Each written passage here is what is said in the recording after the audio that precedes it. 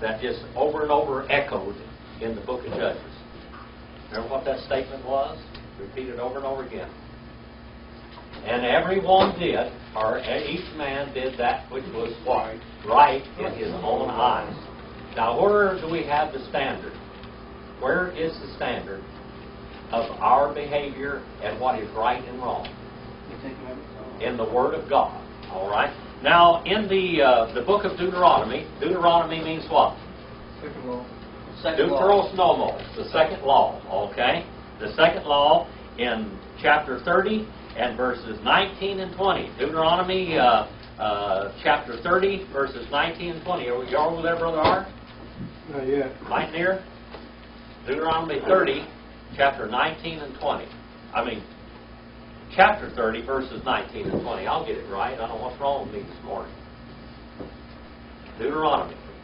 All right. Genesis, Exodus, Leviticus, Numbers, and Deuteronomy. All right. Deuteronomy, chapter 30, verses 19 and 20.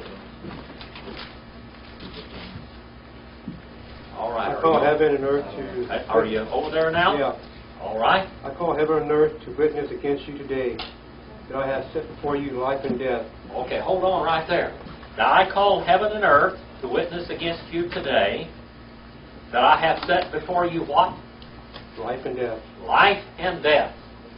All right, life and death. That's a choice, isn't it? What did Adam choose in the garden? Death. He had life. He had the tree of life. He had the tree of life there.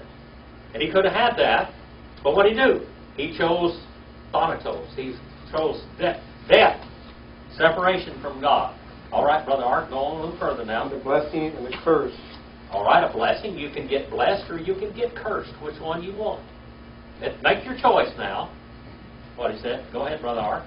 So choose life in order that you may live and your descendants. All right, 20. By the loving of the Lord God, by obeying His voice, and by holding fast to Him, for this is your life, and the length of your days, that you may live in the land which the Lord swore to your father Abraham, Isaac, and Jacob to give him. All right, now this is the whole story right here. This is the repetition. And in the book of Judges, it keeps saying what? People do things right in them. They did what was right in their own eyes, and not only that, they just kept on sinning. They kept on choosing death.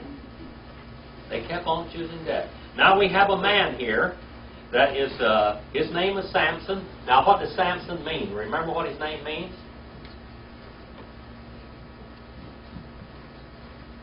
Yeah, the one who bears or something?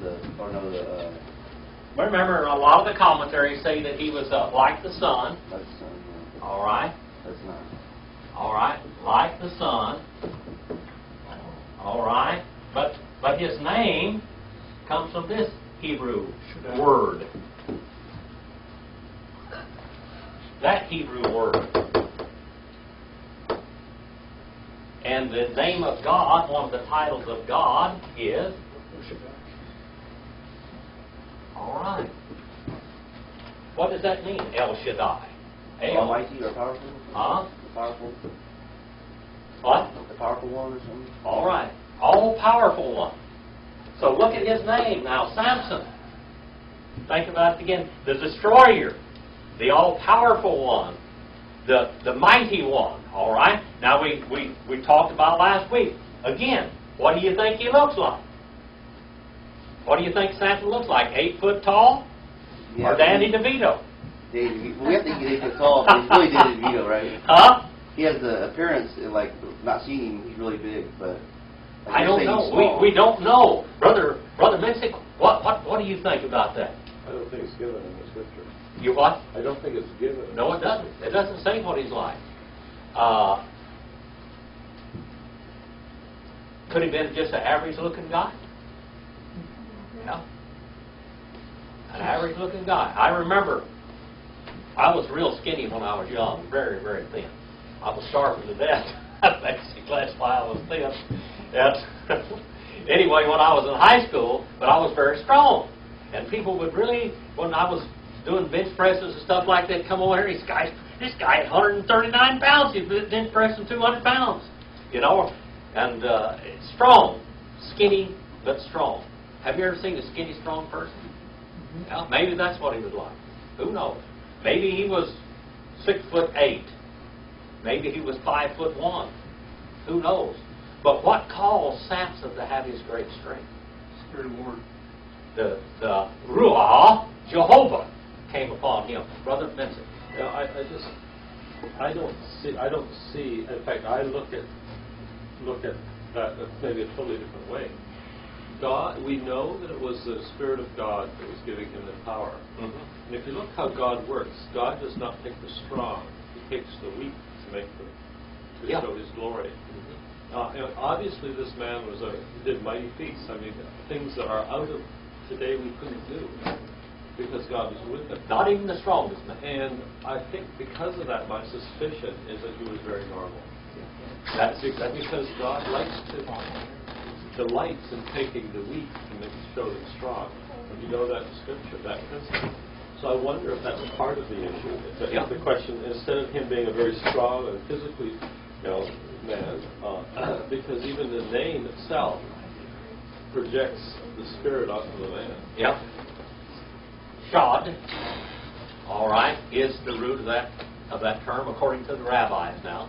All right, according to the rabbis, I do a lot of rabbinical reading, a lot of Hebrew and Jewish history. When you're working with the Old Testament, you better do it to find out what's going on there. All right, sometimes they made mistakes. I'm going to translate the book of Genesis pretty soon, the Lord willing, and lets me live that long. And we're going to translate the book of of Genesis. We're not going to interpret it. We're going to translate it, and you're going to see a whole lot of difference between translation and interpretation. We've got a lot of interpretation, but very little translation. All right? So now let's go to the 15th chapter of the book of Judges. Judges chapter 15. All right? Now we have in chapter 14, Samson got married. He married himself a what? A blonde. A bunch of trouble. A what? A bunch of trouble. A bunch of trouble. All right. But it was from the Lord. The Lord evidently attracted him to this woman. It was of the Lord. And he wanted her, he desired her, and he married her. Okay? And we see, we've quoted Romans 8:28. For what does that Romans 28 say? 28 verse 8, or 8 and 28 say? God causes All things work. work. For the good of them that are the called according to his purpose. All right? And that's exactly what happened here in Samson's life. 15 and verse 1. Dr. Mensick, you over there, you got the Bible open? It came to pass within a while after, in the time of the wheat harvest, that Samson visited his wife with a kid. And he said, I will go into my wife into the chamber. But her father would not suffer him to go in. All right. Now, that's a pitiful situation here. Now, what happened to Samson? Now, Samson got married over here, and his best men at the wedding, or the bride's escort, or what do you want to call it? What do you call that? The bride's, not the groom's men, or the groom's escort. All right. All of his escorts were Philistines. All right. They from the wrong side, didn't have anybody from his side of the family at all. And the best man of the wedding was a Philistine. And then in verse 20 of the 14th chapter, go back up there, Brother Brett, and see what it says up there. Okay, what verse is it again, sorry, Jim? Number 20, chapter number 14, right above where we were reading. Let's see what happened here to poor old Samson. See what happened to Samson. But Samson's wife was given to a companion whom he had used as a friend. Oh, Samson's wife was given to the best man. His father-in-law did this to him. Now, I'm going to tell you something. He'd already paid for her. The price was already met. He paid for her, and he accused her of being unfaithful. All right, with these people. Now, the father-in-law gives her to the best man instead of Samson, who bought and paid for her. Now, what the Bible is saying to you here is that these people here did not keep their word. They had no respect for Jewish people at all. They wouldn't have done this to each other. They'd have got killed. If somebody had done this, the daddy and the mama would be taken out and stoned. As simple as that. But it didn't happen. They just did this, and they did this to Samson because they have no respect for the Jewish people at all, period. No respect for covenants. All right, number 2. Number 2. Now, Samson goes over here, verse number 2. Samson goes over and wants to be with his wife. He's over his mad spell now, and he's going to go and well, first of all, he slept with her at least 7 times. Did you know that? The wedding feast. The wedding feast. All right. The wedding feast. When this 7-year tribulation period up in heaven up here in New Jerusalem is going to be the wedding feast of the bride and her husband when the Lord is joined to His bride. Okay? And during that period of time, they didn't, back in biblical days, they didn't have weddings like we have today. They would go out and call the bride from her home. They would take her to the groom's house, and they would have a wedding feast out there, and for 7 days, he would take her into what they call the bridal chamber. And they would consummate their marriage for 7 days. And people would be around out here having lots of food and drink or whatever. You know, they would be having a feast. And that's what happened over here with Samson for a whole week. That was his wife. Now, she was bawling and squalling and squirting tears all the time because her relationship had made her miserable. Remember when they were trying to get her to find out what this riddle was about? And finally, he broke down and told her, and then she tells the enemy, and then he has to go pay up the pieces of clothing, the 30 pieces of clothing and everything that he was supposed to give him. Now he's over his mad spell. He's going back to get his bride. And his bride, by these unfaithful people, has been given to the best man at the wedding, a Philistine. All right? Verse number 2, Brother Art. His father said, I really thought that you hated her intently, so I gave her to your companion. Is not her younger sister more beautiful than she? Please let her be yours instead. Oh, this sounds like what happened to Jacob, doesn't it? Just a little bit. But he did get him. He lost his wife. The man took his wife from him and gave her to another man. Now, for sure, she has been a harlot because she has been given to some other man. So, Samson, now remember why did he marry this woman in the first place? Yeah. Why? He liked her a lot. She was good looking. Why did he marry her? What did the Lord say? The Lord did it to provoke the Philistines. So that he would provoke a conflict between Samson and the Philistines. All right? Verse number 3, Sister Andino. Judges 15 and verse number 3. I was looking at chapter 14 and verse 4, where you say that he was of the Lord. What was of the Lord? Yes. Okay. Now 15 and verse 3. Now this is a very important one. Put an asterisk down here by this, because this is the whole story right here. This is why the marriage took place. And Samson said to them, this time I shall be blameless regarding the Philistines if I harm them. All right, so now what's going to happen, Brother Jim? Verse number 4. Then he went out and caught 300 foxes. He tied their tails together in pairs, and he fastened a torch to each pair of tails. All right, now basically in Hebrew this says jackals. All right, this says jackals. He went out, and by the way, he didn't run out there and run them down. What does it say in Hebrew? What does it say? It says he trapped them. He trapped 300 foxes. All right? Now, he didn't run out there and run these 300 foxes down. He trapped the foxes, or jackals, okay? You think that he did that, by the way. You think he did that. Yeah, but the way it's stated here. But in Hebrew, remember I told you, there's a difference between interpretation and translation, okay? There's a whole lot of difference. Now it says in Hebrew that he trapped 300 jackals. Okay? Then it says, and he took torches or some type of, like Molotov cocktails, he tied these things to their tails. And he put one torch in the middle of the two tails.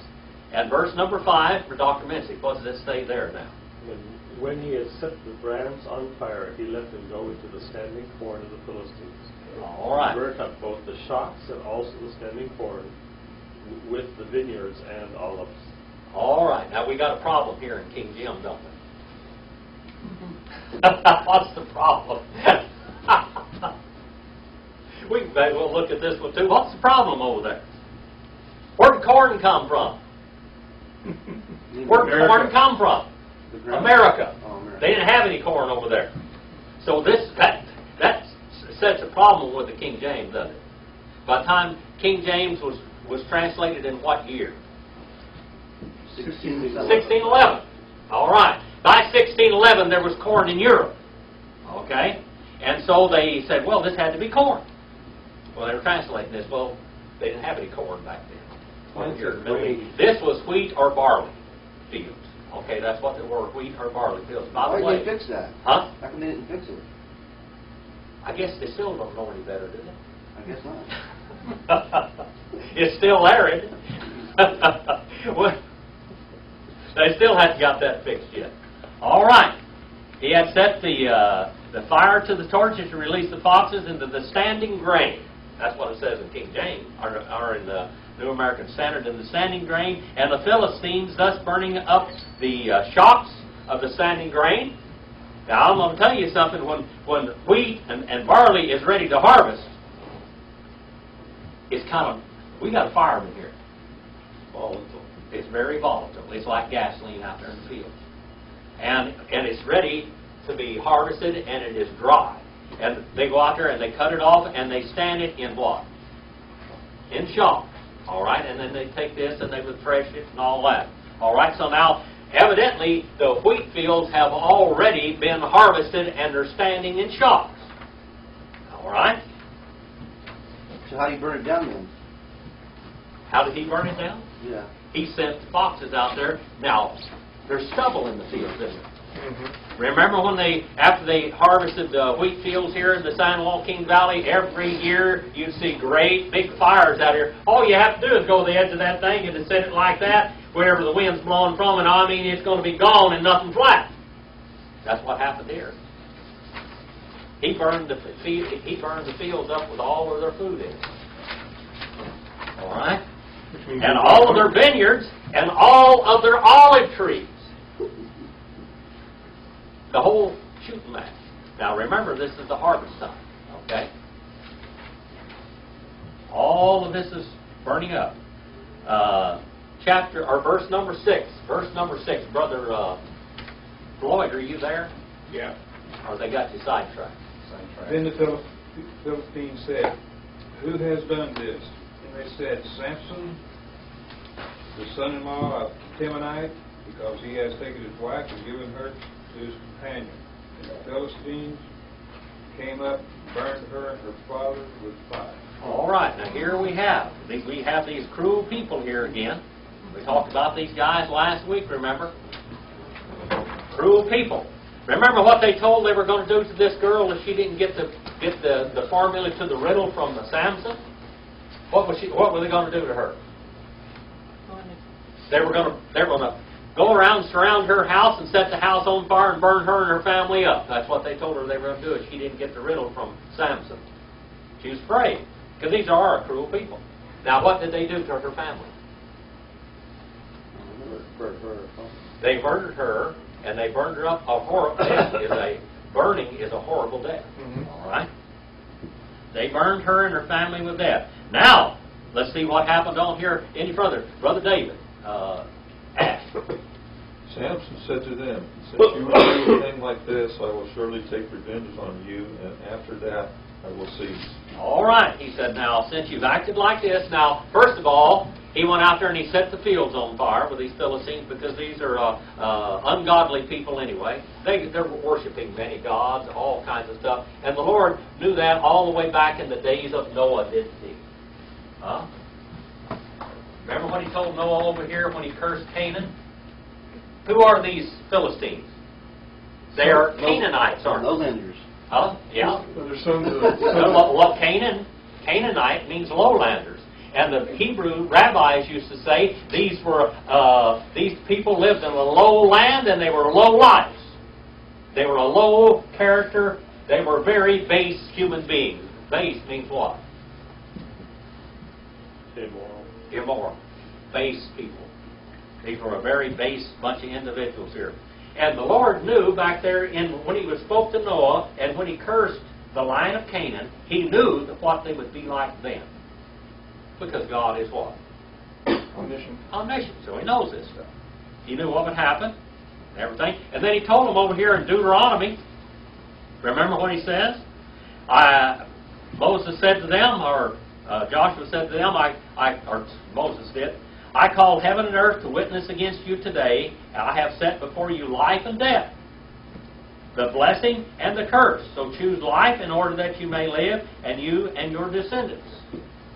And he told them that they could live long in the land if they followed his word.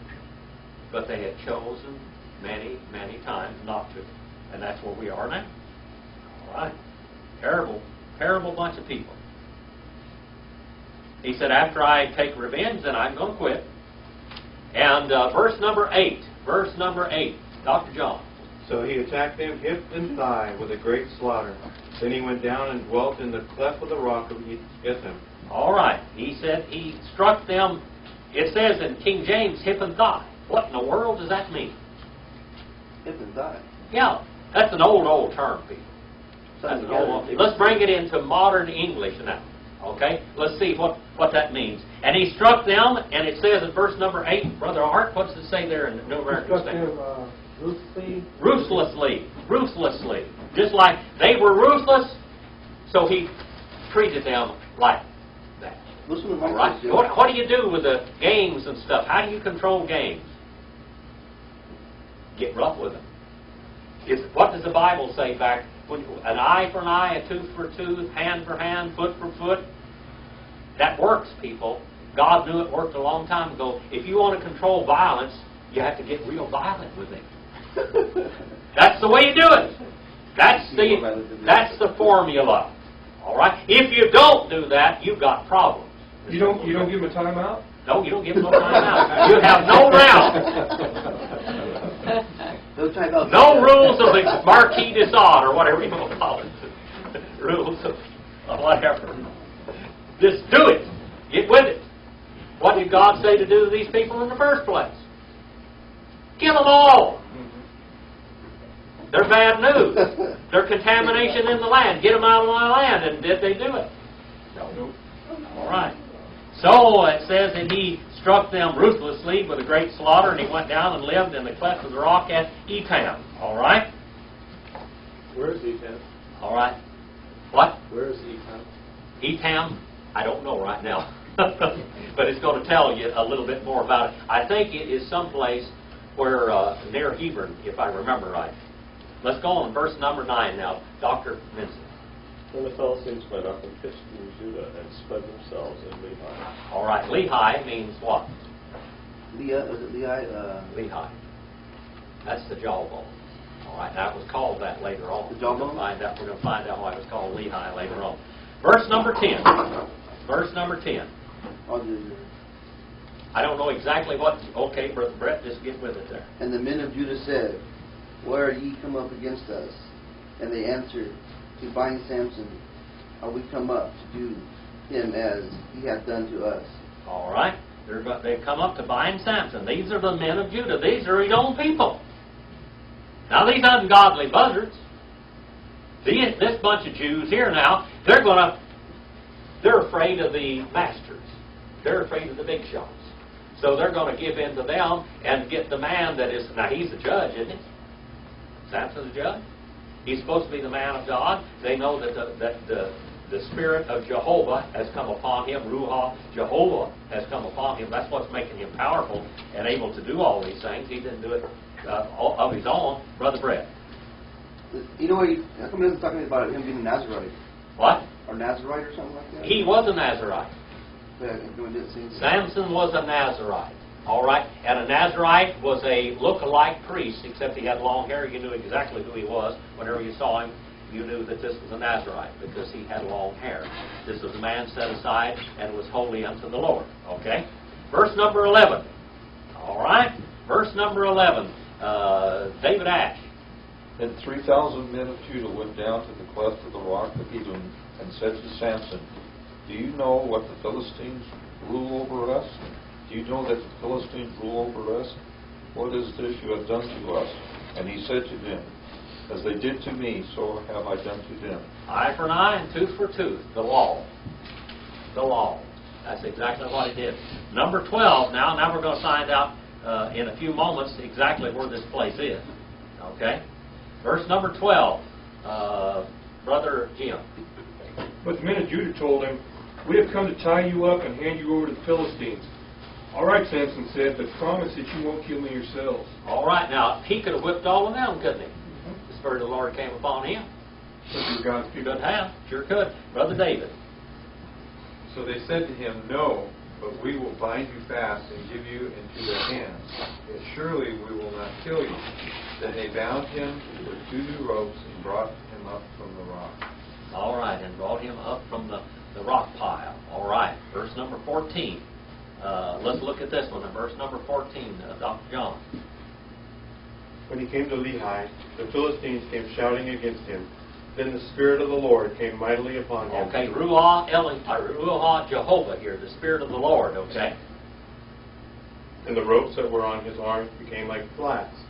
Then it burned with fire, and his bonds broke loose from his hands. All right, now let's see here what in the world happens now. Verse number 15. Roy. George. Where we are. Go ahead, Brother Floyd. And he found the fresh jawbone of an ass and put out his hand and seized it. And with it he slew 1,000 men. Boy, he killed 1,000 men with the jawbone of this donkey. All right, 1,000 men he slew with this very elementary fighting tool. All right? That ain't easy no matter who you are. What? So that ain't easy no matter who you are. Yeah. It don't make any difference. He must have been a whirling fighting machine, huh? Verse number 16 now. Verse number 16. Let's look at this. All right. Dr. Mincy. And Samson said, With the jawbone of an ass, heaps upon heaps. With the jawbone of an ass have I slain 1,000 men. All right, now he makes another poem here, doesn't he? He was a poet. All right, he was not only a strong man, he was a poet. He says that Samson said, With the jawbone of a donkey, heaps upon heaps, with the jawbone of a donkey, I have killed 1,000 men. All right? Now in verse number 17, let's see what in the world happened here. Verse number 17, Brother David here. And it came about when he had finished speaking that he threw the jawbone from his hand, and he named that place Ramah Lehi. All right, Ramah Lehi. All right. The place of the jawbone is what it's called. The place of the jawbone. What does Ramah mean? The place of? The place of the jawbone. Ramah, the place of the jawbone. All right. Number 18. Number 18. Kathy, you want to read that? No? David, you want to read that one for me? And he became very thirsty, so he cried out to the Lord and said, You have given this great deliverance by the hand of your servant, and now shall I die of thirst and fall into the hand of the uncircumcised? All right, go on and read a little further. So God split the hollow place that is in Lehi, and water came out, and he drank, and his spirit returned, and he revived. Therefore he called its name El-Hakor, which is in Lehi to this day. All right. All right. Now here we are in this place here. All right. Now it says God split the hollow place that is in Lehi. Now there are two interpretations of this. Okay. What would you think the interpretations are? All right. What does it sound like? Brother Menzick, would you read that in verse number 19 in King James? But God clave an hollow place that was in the jaw, and there came water thereof. Okay, now the two interpretations are, one of the rabbinical interpretations where they got that. Okay, a lot of times from the rabbinical interpretations they translated the King James Version. Sometimes they were right and sometimes they were wrong. Okay? Now it says in the rabbinical interpretation, the piece of jaw that he threw on the ground, a tooth fell out of it. And water flowed. Now a donkey is an unclean animal, isn't it? Mm-hmm. All right? But out of this unclean animal and this jawbone that he had grabbed, first of all, he wasn't even supposed to touch that as a Nazarite. All right? But he used that as a tool to kill these people with. But some of the rabbis say that right out of the socket where that tooth was, where it fell out of that jawbone, water flowed out of that. All right? Water flowed out of that. Now, another interpretation is there in this place of the rocks that there was a split in the hillside, and this place is called the place of the jawbone, and there was a spring there for many, many years to come. That's the one that I believe that really is correct. All right? Makes more sense. It makes more sense than the and water flowing out of the jawbone. Either way, it's a miracle. It doesn't matter. It's a miracle. Either way. I tell you what, it's a miracle that he slew 1,000 men with a jawbone. And these are fighting men. They had come here, I'm sure, with swords and spears, and probably bows and arrows. Yeah, but if this stuff was written, then God helped him.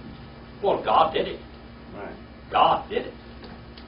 You know, as we study walking the Bible here pretty soon, we're going to show that.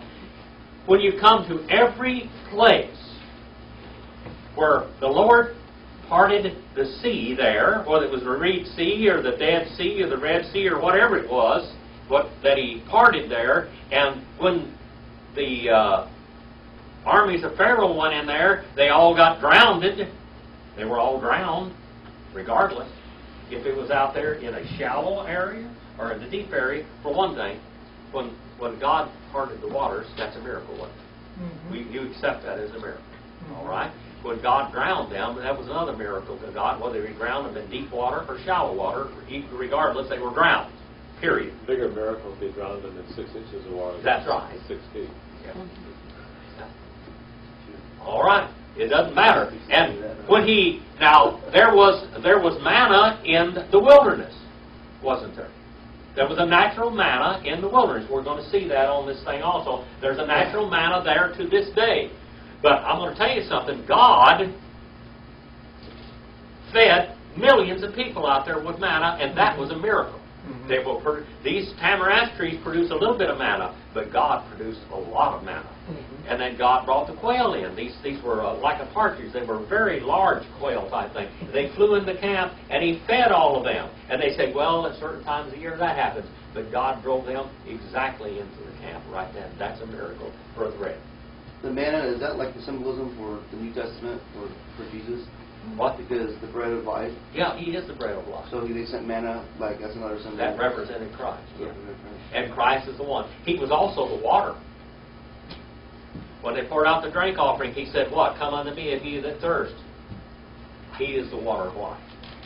And He told the woman at the well in the 4th chapter there, He said, He met the woman at the well of Samaria, and He asked her to give Him a drink. He said, you, a Jew, are asking me, a Samaritan, for a drink of water? I'm unclean. You know, you Jewish people won't touch anything. You won't even come through here most of the time.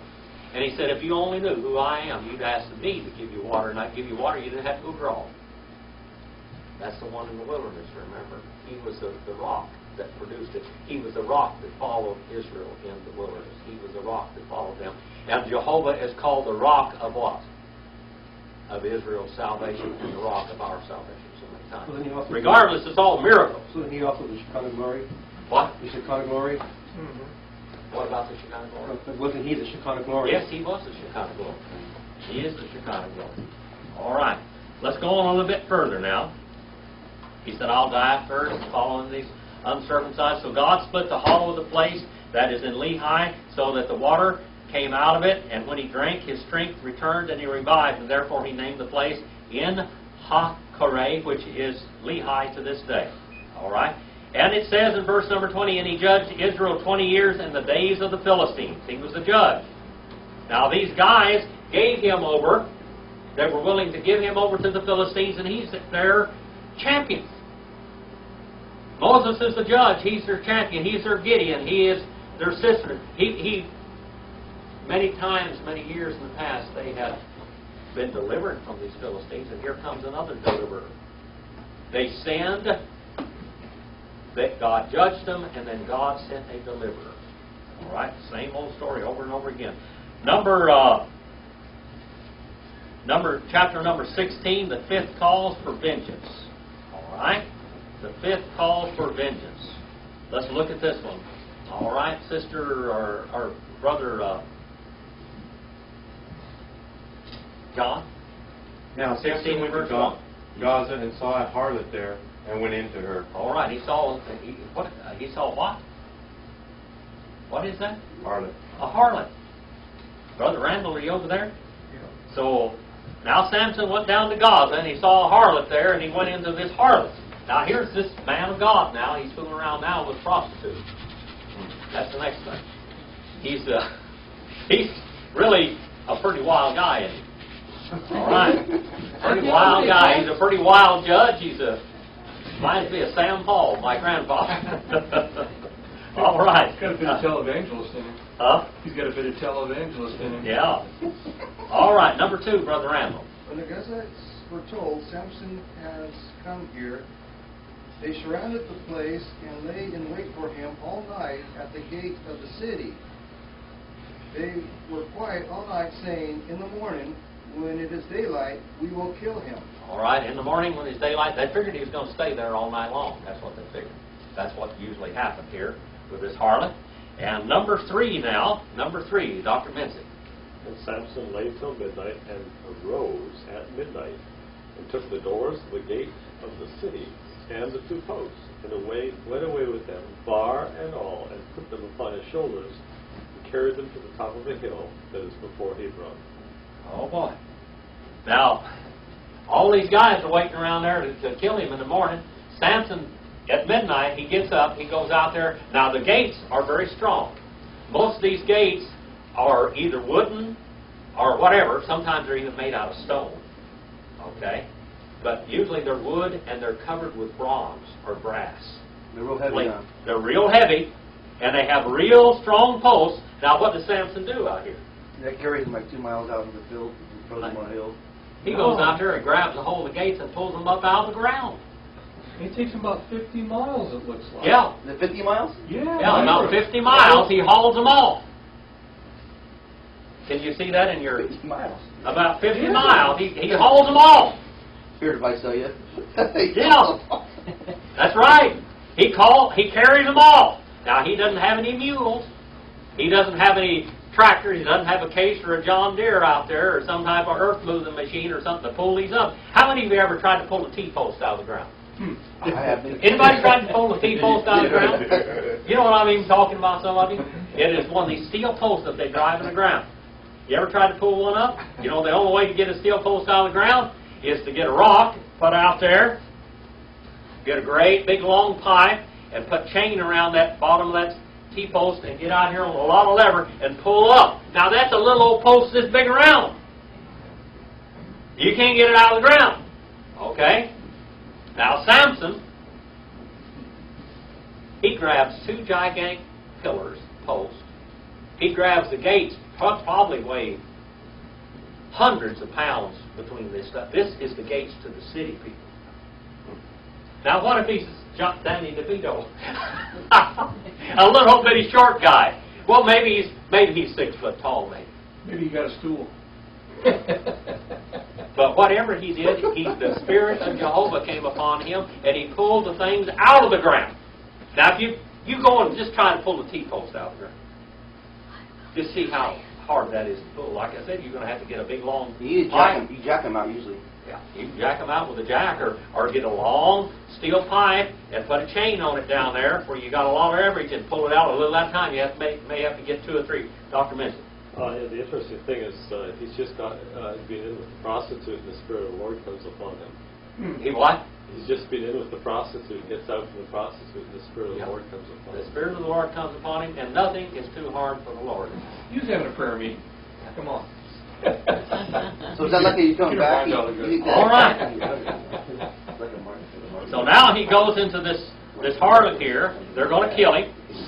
And he takes the gates of the city and the posts that they hung on and takes them off and carries about 50 miles. 50 miles. On his back. Hauling them off. That's strength, people. He slew 1,000 men, the jawbone of a donkey. He tracked all of these jackals and tied them together, burned their cities down. Now, he is quite a plague on the Philistines. Talk about plague. He is a plague to these people. All right, number 4. Number 4. Here's the sad story. David Ash. Number 4.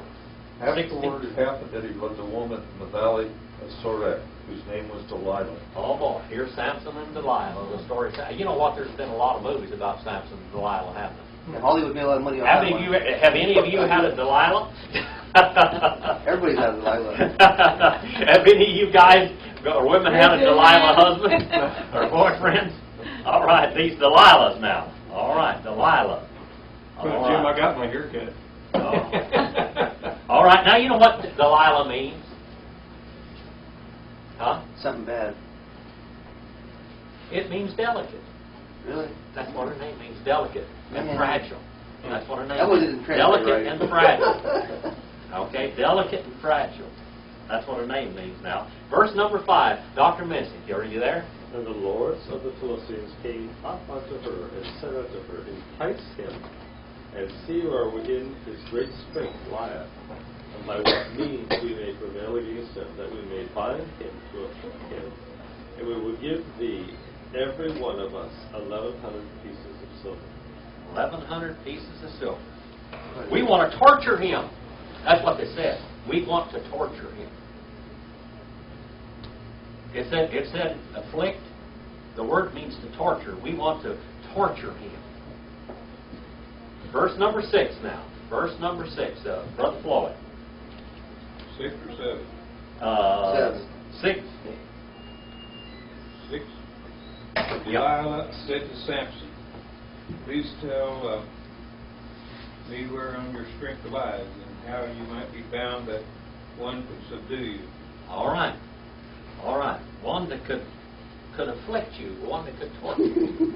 Hey, look at that. Hey, read the next part. She just comes straight out and tells him, doesn't she, Brother Brett? What do you think about this girl? You ever met any women like this? I don't know. They're Huh? pretty tricky. I don't know. Yeah, number 7, Brother Brett. And Samson said unto her, If they bind me with 7 green withs that were never dried, and thou shalt be weak as another man. All right, now let's look at this. Let's see what this is. How many of you ever shot a bow? Anybody shot a bow? Brother David Ash, you shot a bow before. I shot a bow. All right, you shot a bow. You shot bows, all right. Now, a bow has bow strings on it. Okay? Bow strings. Now, some of the strongest bows among the Native Americans were made out of elk horns. Made out of elk horns. They were made out of elk horns. Now, how many of you ever seen an elk run through the forest? And they'll run through trees that are narrower than their horns are. They'll hit those things and they'll throw their head like this, and their horns just fold up because they're not totally they have spring in them, so they'll beat them. Okay, the Indians would take an elk horn and they would cut it off and use it, and they would tie them together, and then they'd have a tremendous bowstring. A bowstring has got to be strong. You can pull a car with a bowstring, one bowstring. Okay, just remember it. Now, they're usually made out of the back strap or the ligaments of the legs or anything of an animal, and it says this is a strong green bowstring, like a bowstring. Very strong. All right? Very strong. Now he said, take 7 bowstrings that have not been dried, and I shall become weak like all other men. You have to tie me with 7 bowstrings. 7 bowstrings. Now there was one Indian. His name was Two Stripes, and they used to ride into the buffalo herds. Now buffalo can run pretty fast. I mean, they're a wild animal. Buffalo can really run. But if you get them into a herd and you get on a horse, you can drive up beside them because they can only run so fast. They can't run any faster than the buffalo before them. So they'd ride up there beside, and they would pull their bows, and especially these real strong bows that are made out of elk horn now, you could pull them back and shoot them, and some of those arrows would go all the way through a buffalo. A man by the name of Two Strike, he was actually from the tribes that I'm from. One time he pulled up beside a big buffalo bull like that. He pulled the bow back. He was using this elkhorn bow and shot an arrow completely through one buffalo and went in and killed another one with one. A bowstring. So that's why he calls Two Strikes? Yeah, that's why they call him Two Strikes. All right, that's why they call him Two Strikes, because he killed two buffalo with one arrow. Now this is what they bound him with these 7 extremely strong bowstrings. Now, verse number 8. Verse number 8. Brother Art. The Lord of the Philistines brought up to her 7 fresh cords that had not been dried, and she bound him with them. All right, now she takes 7 bowstrings. All right, strong bowstring.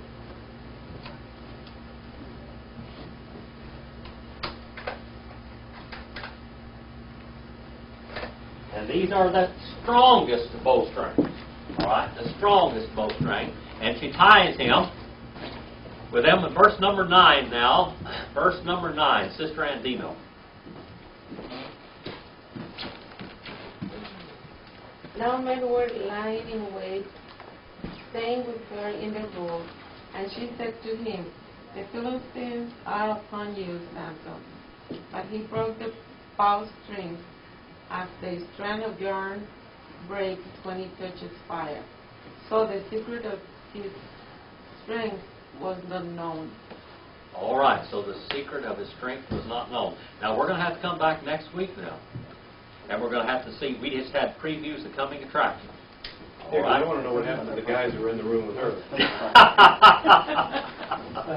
Boy, what a terrible story, isn't it? A story of deceit and deceitfulness.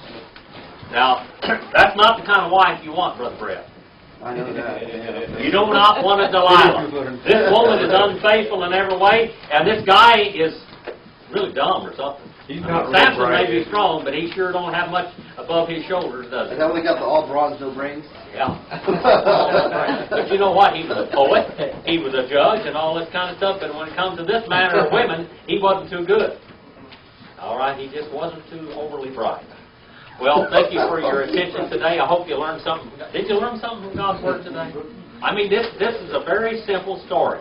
But I wanted to bring out some really neat things from the story, too. All right? Brother David. All right.